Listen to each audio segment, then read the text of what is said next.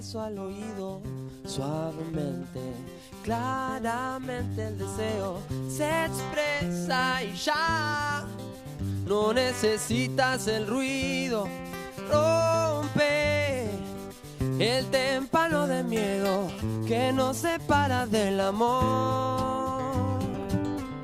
Yo creo que todos los seres humanos en el momento presente estamos dándonos cuenta de que nuestro contexto social, económico, político, etcétera, etcétera, las cosas funcionan de una manera muy extraña.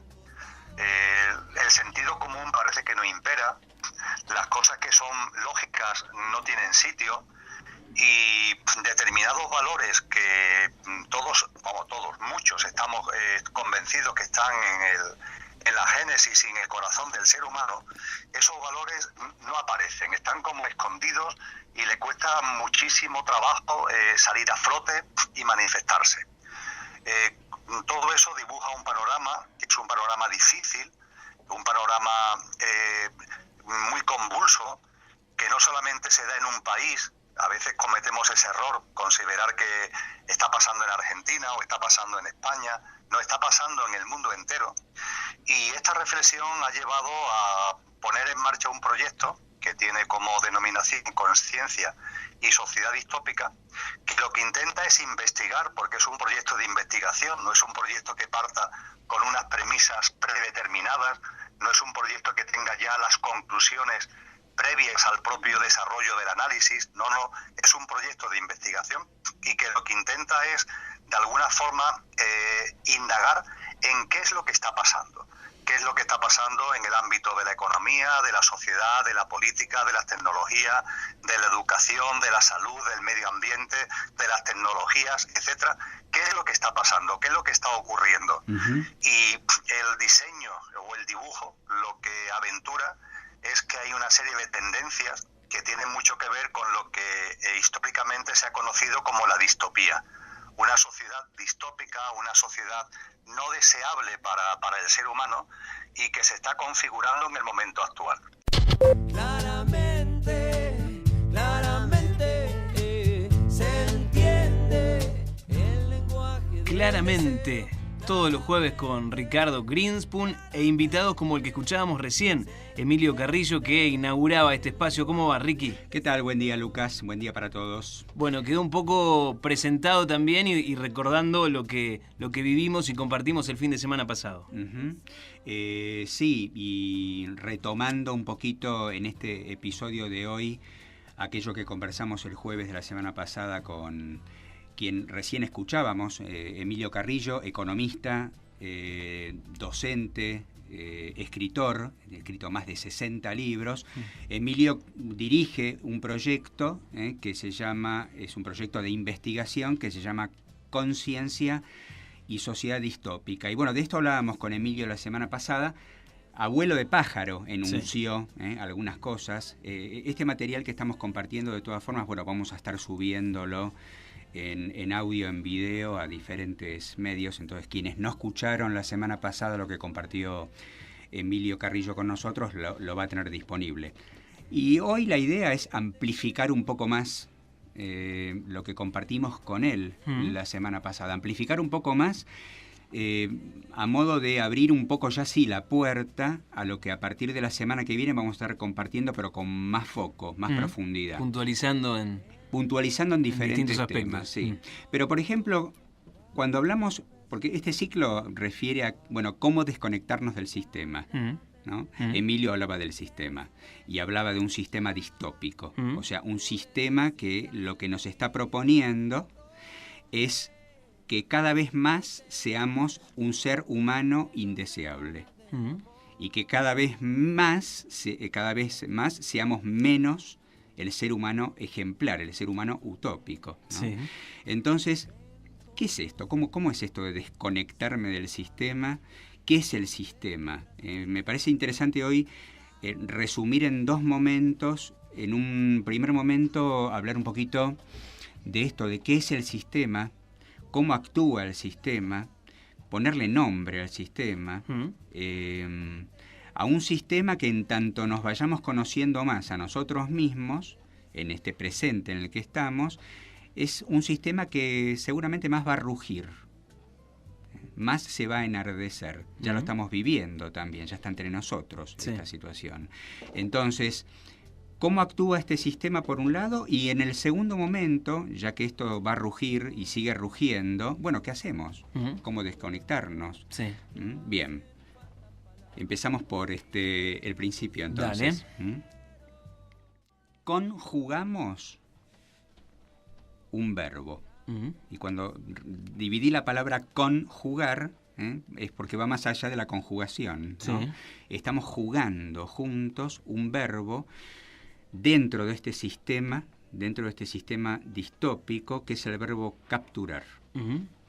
Y el verbo capturar lo estamos conjugando todos, y lo estamos conjugando en todos los tiempos y en todas las personas posibles. Yo conjugo, yo capturo, tú capturas, él captura. No. Él me captura. Me captura, claro, nosotros capturamos, También. vosotros capturáis, ellos capturan, ¿no? Sí. Conjugamos el verbo capturar en todos los tiempos. Y de esto se trata un poco la forma que adopta el sistema para emitir su propuesta distópica. ¿Y por qué hablamos específicamente del verbo capturar?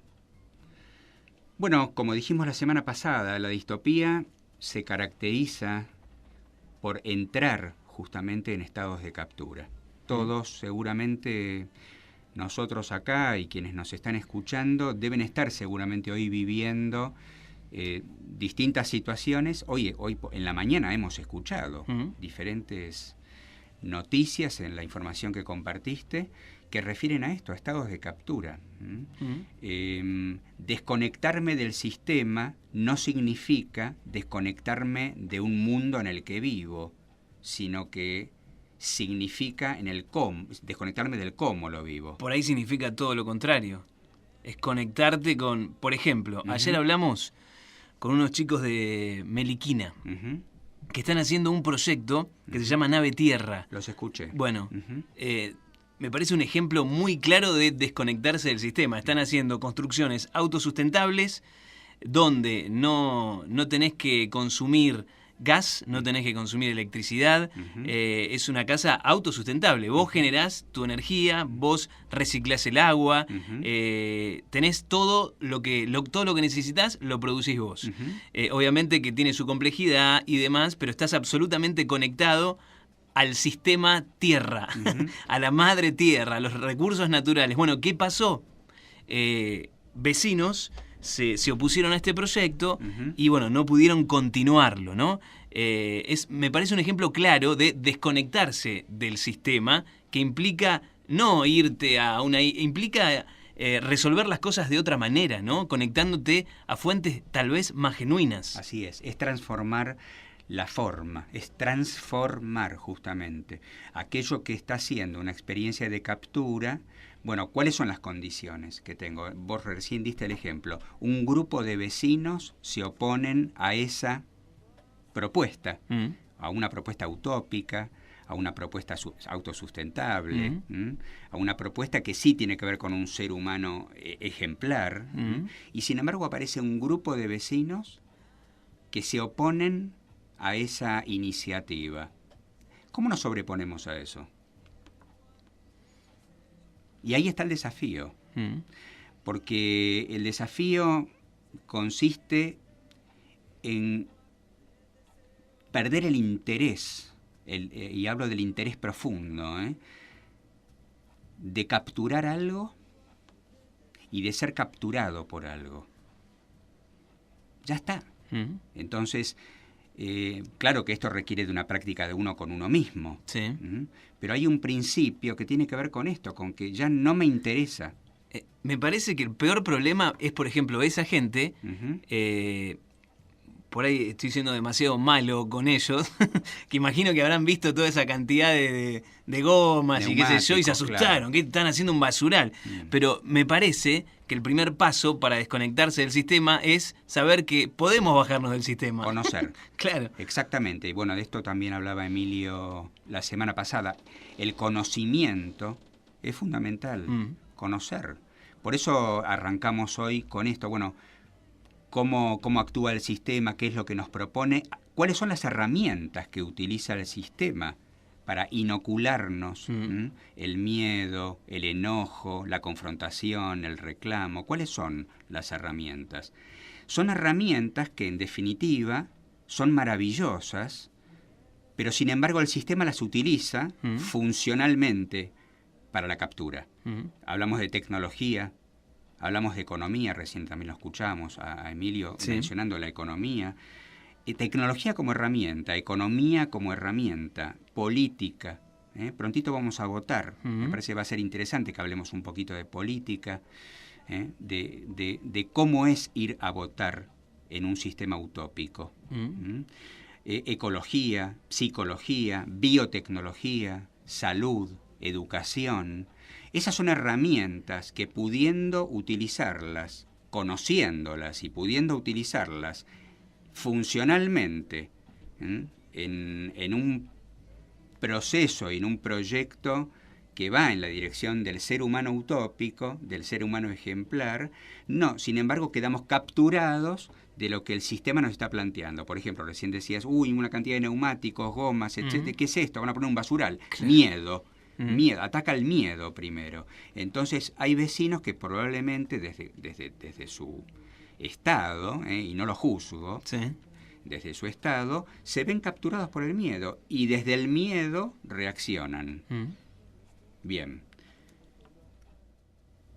Pero ahí es el momento en donde podemos observarnos ya sí a nosotros mismos. Si empezamos a tomar conciencia de que estamos viviendo en una forma distópica, en un sistema que a través de estas herramientas que mencionamos recién intenta capturarnos, y esto vaya a modo de advertencia para el que no se dio cuenta todavía, bueno, que se notifique. Y ya quienes sí nos hemos dado cuenta de esto, bueno, ir un paso más allá. Un paso más allá. Ya cuando siento y vivo la captura de un sistema que me oprime, necesariamente necesito entrar, y esto también será lo que trataremos en próximas emisiones, necesito entrar en un proceso mío, personal. Es solamente mi experiencia, mi vivencia, la que va a dar testimonio por mí. De hecho, de paso digo que todo esto que estoy compartiendo, lo estoy compartiendo basado en hechos reales. Porque lo viví, porque lo compartí, porque hay gente que lo vivió conmigo. Entonces, entrar en este proceso de conocer a ese sistema y conocerme a mí mismo es fundamental, porque es ahí donde puedo tomar esas herramientas, esos recursos, la tecnología, la economía, la ingeniería, la política, la ecología, pero la puedo tomar esa herramienta, pero ya desde una observación absolutamente responsable y comprometida conmigo mismo.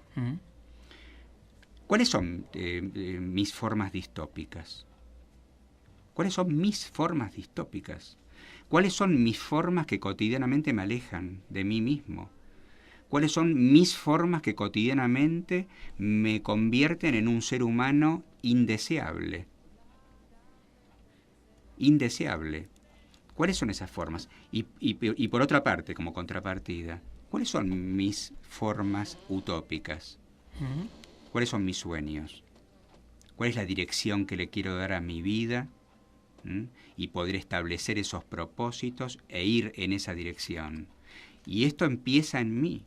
Empieza mirándome al espejo, observándome en conciencia y empezar a reconocerme. Hay algunas de estas versiones de nosotros mismos, antiguas, viejos hábitos, que configuran nuestra presencia distópica hoy. Pero esa versión de mí mismo, esa vieja versión de mí mismo que me viene acompañando, bueno, la puedo actualizar. Depende de mí actualizarla. ¿Y de qué se requiere? Se requiere de presencia. Vamos a poner esto en un lugar más simple.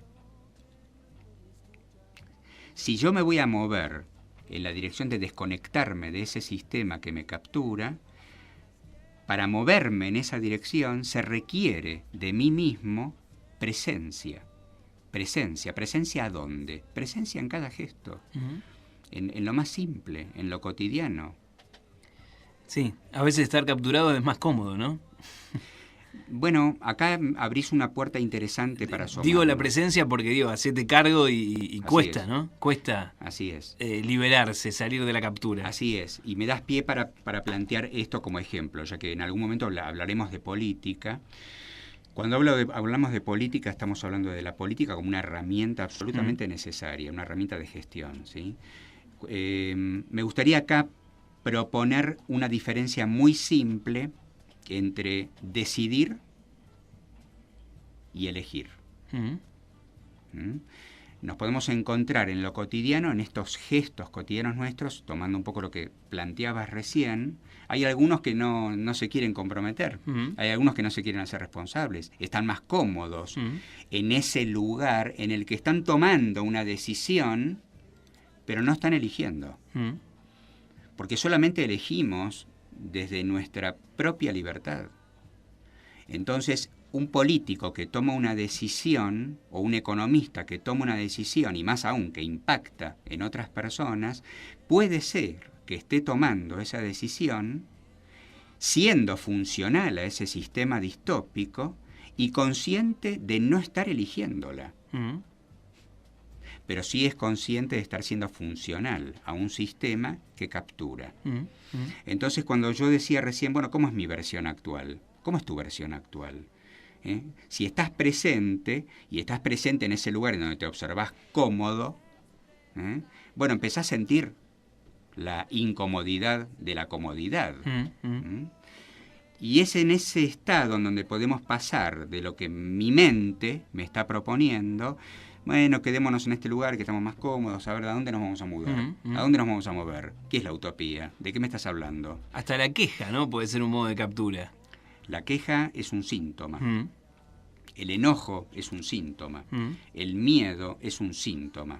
Sí, cuando entramos en ese territorio de la queja, del enojo, de la ofuscación, la ira... Digo, quedan sin pasar a la acción, quedarnos en la queja solamente. Solamente. Ni hablar si pasamos a la acción. Porque si yo estoy pasando a la acción desde la queja, desde el estado de captura que me está proponiendo, me voy a quejar, no estoy siendo un ser humano reflexivo, estoy siendo un ser humano reactivo. Hoy hay una marcha, no quiero que se malinterprete esto que acabamos de decir, ¿no? Porque es necesario también manifestar y digamos, oponerse a todo lo que nos están haciendo, por ejemplo, concretamente con lo que estamos viviendo por estos días. Sí, lo sé. Entonces, la manifestación es la manifestación de mi conciencia. Voy a caminar, voy a marchar y voy a cuestionar a este sistema. Y voy a cuestionarnos a nosotros también como parte de este sistema. Entonces, si la marcha es una manifestación que tiene esa dirección, la de estar tomando una situación dramática, de tanto dolor, bueno, tomemos esa experiencia y hagámosla propia. Entonces no se trata solamente de ir desde mi queja reactivamente a una marcha para hacer acto de presencia, porque eso sería básicamente eso, un acting de presencia. No, tomemos conciencia y veamos en nosotros también dónde está mi agresividad, dónde está mi violencia, por qué estoy eligiendo estar con una persona conviviendo o manteniendo determinados vínculos que son disfuncionales a mi experiencia. Ahí es donde me interesa ver si podemos meternos más profundamente.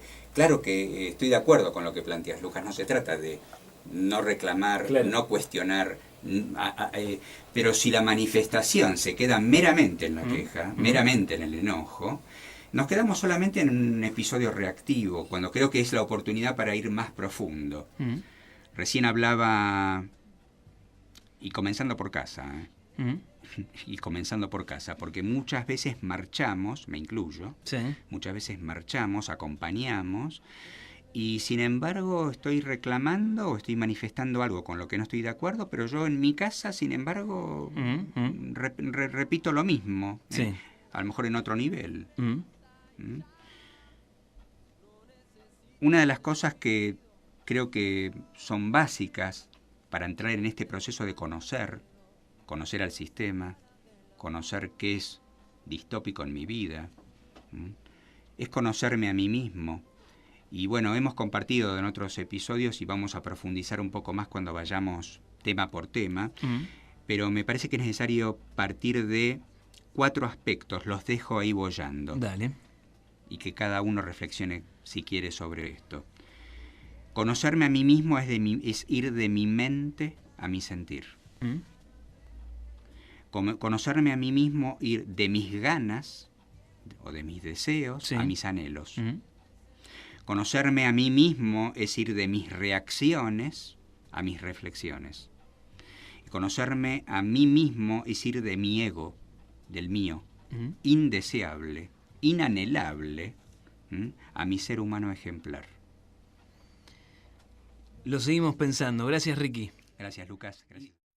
Dame un beso al oído, suavemente, claramente el deseo se expresa y ya. No necesitas el ruido, rompe el témpano de miedo que nos separa del amor.